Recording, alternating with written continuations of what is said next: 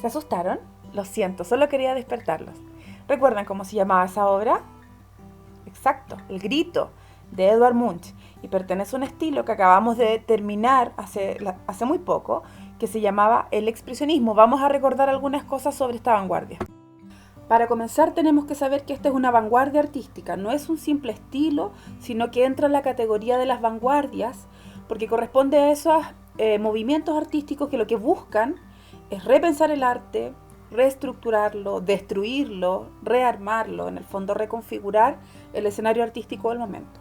Surge en Alemania, y no surge en cualquier momento histórico, sino que efectivamente surge justo antes de la Primera Guerra Mundial, en ese momento de terror, miedo, de inseguridad, justo antes del conflicto bélico, de uno de los conflictos bélicos más grandes de la historia de la humanidad, y se extiende también durante el periodo de entreguerras. Por lo mismo, obviamente como el arte es un reflejo del mundo en el que vive el hombre, en este momento histórico el arte reflexiona acerca de si es importante seguir pintando de manera clásica y retomando temas clásicos.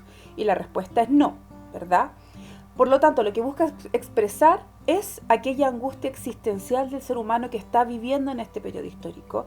Refleja la crisis interior del hombre frente a una sociedad que le genera angustia, miseria y guerra.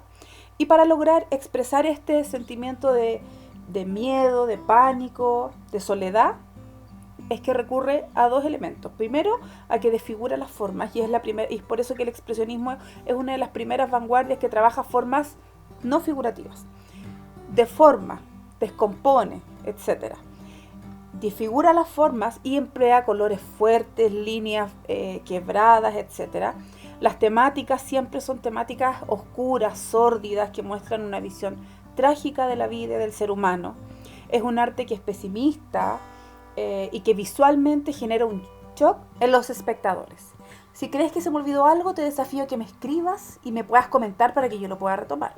Ahora los invito a que vean unas obras expresionistas que tengo, que son maravillosas. Mírenlas y vean cómo se aplican todas las características del expresionismo en ellas.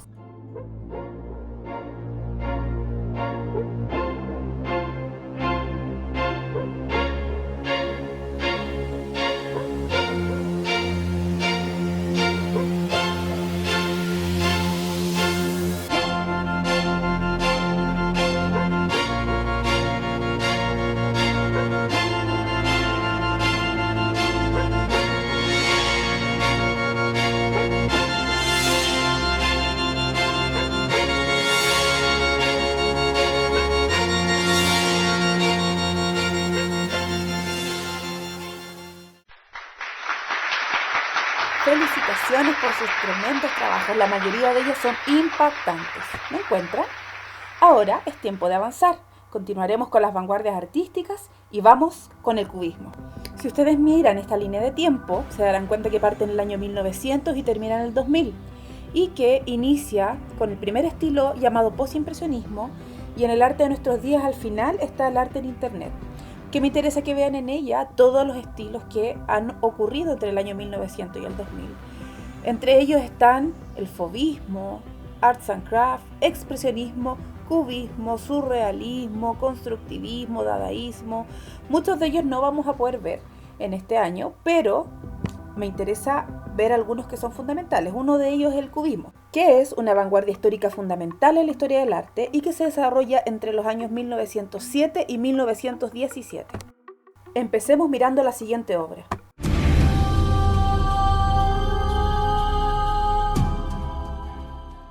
¿La conocen? Yo podría apostar que la han visto más de una vez. Esta obra es fundamental para la historia del cubismo, se llama Las señoritas de Aviñón y fue pintada por Pablo Picasso. ¿Les suena Pablo Picasso?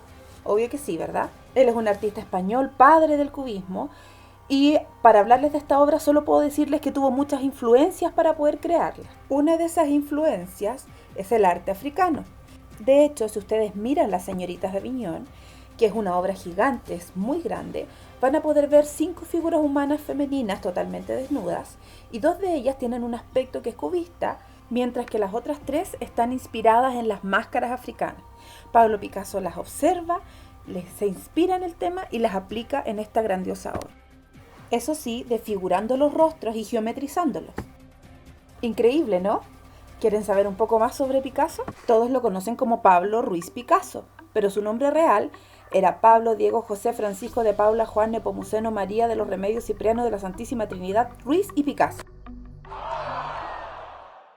Y para entender su arte tendremos que retroceder en el tiempo hasta la época de los impresionistas, porque como ustedes saben, el arte es una respuesta a lo que uno vive, siente y ve, y así pasó con Picasso.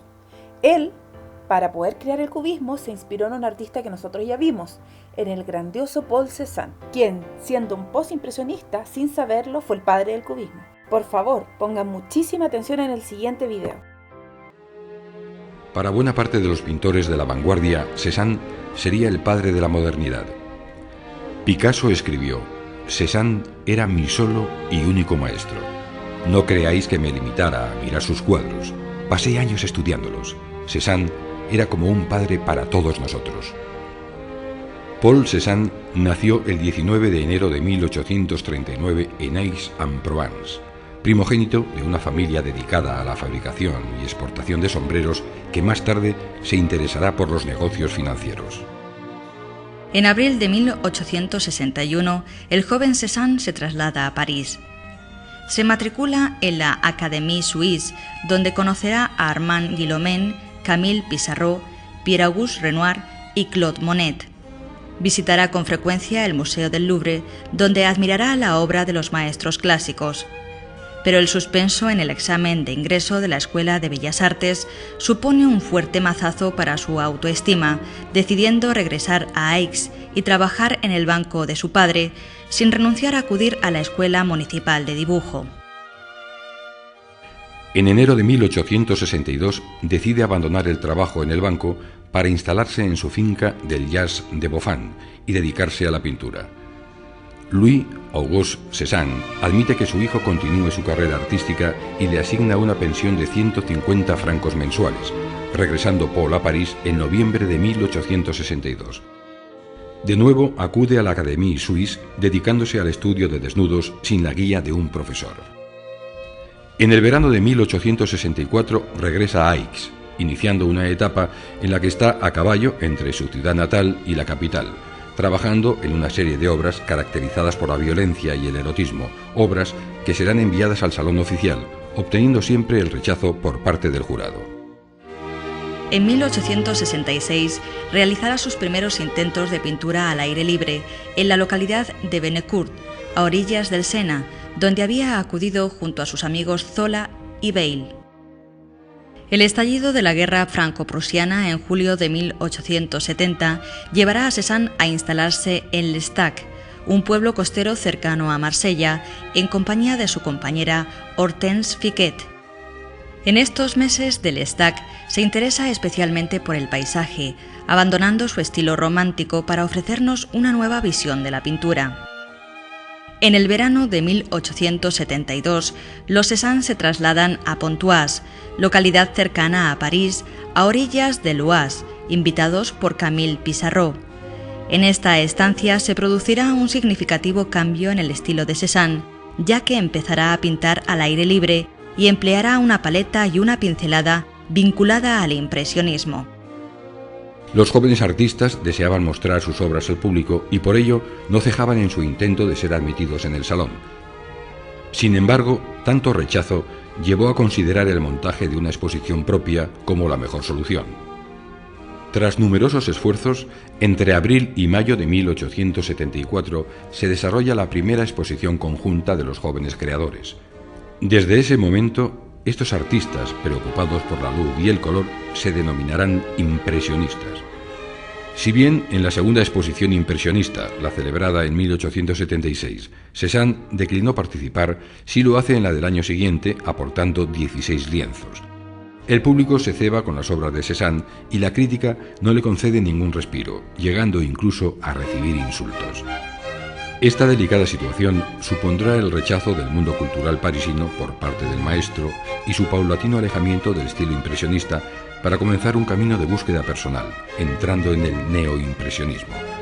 En la década de 1880 se manifiesta con más fuerza el alejamiento de Cézanne del mundo artístico de París y su refugio en la pintura.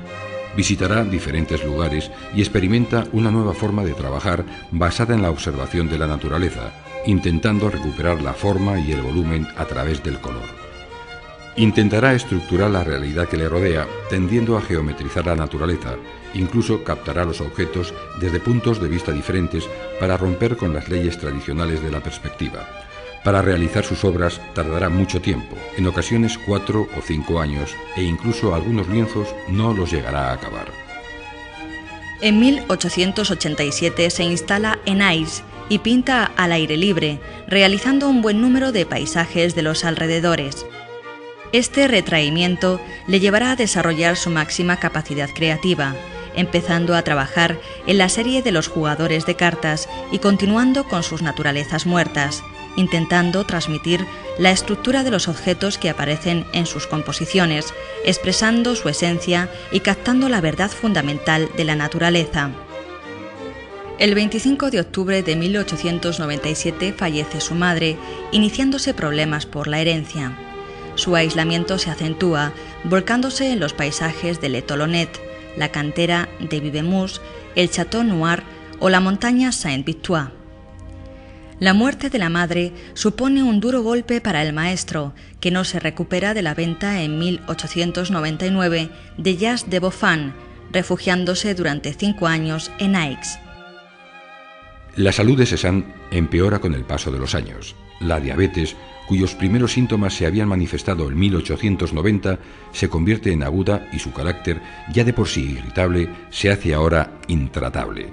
Solo el trabajo le produce felicidad y se enfrasca en la ejecución de la serie de las bañistas, culminada con las grandes bañistas, concluida en 1905. 10 de sus cuadros son expuestos en el Salón de Otoño de 1906. En agosto de este año, Cézanne sufre un nuevo ataque de bronquitis. A pesar de su delicado estado de salud, trabaja a plein air en los alrededores de Ais cuando es sorprendido por una fuerte tormenta. Busca refugio en los alrededores, pero sufre un desmayo. El 22 de octubre de 1906 fallece de una pulmonía en su piso de Aix-en-Provence, la localidad que le vio nacer y cuyos alrededores inmortalizó en un buen número de lienzos. Al año siguiente, el Salón de Otoño organizaba una gran exposición conmemorativa que contenía 56 cuadros del ermitaño de Aix, iniciándose el llamado Mito Cézanne. Por fin ha conseguido que el impresionismo sea algo sólido y duradero como el arte de los museos.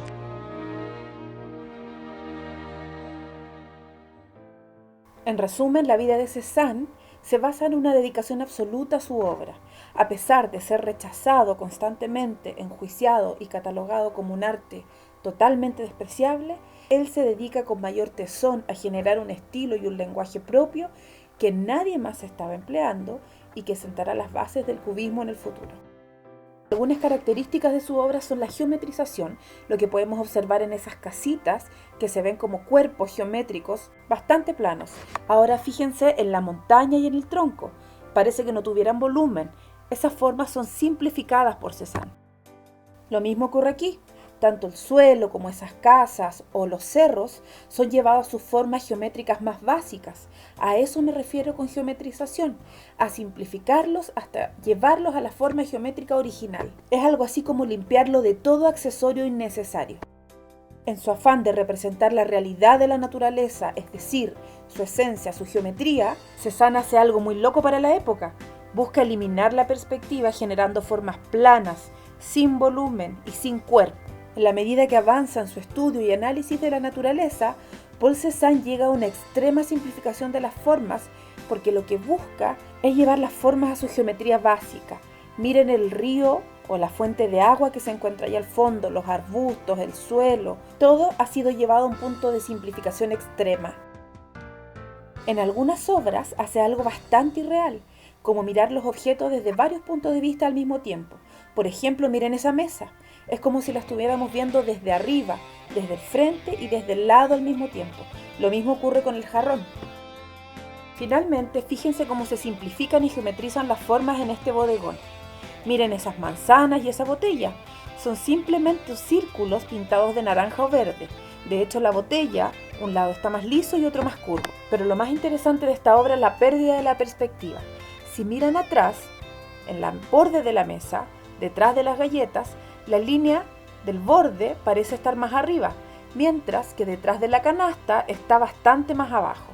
Lo mismo pasa en la parte de adelante de la mesa, donde en el sector derecho se ve el borde y en el otro sector este ya no está. Qué impresionante es como Cézanne siempre estuvo un paso más allá de los impresionistas. Y así lo reconoce Pablo Picasso, quien dijo: a veces me pregunto qué sería de la pintura actual sin Cézanne.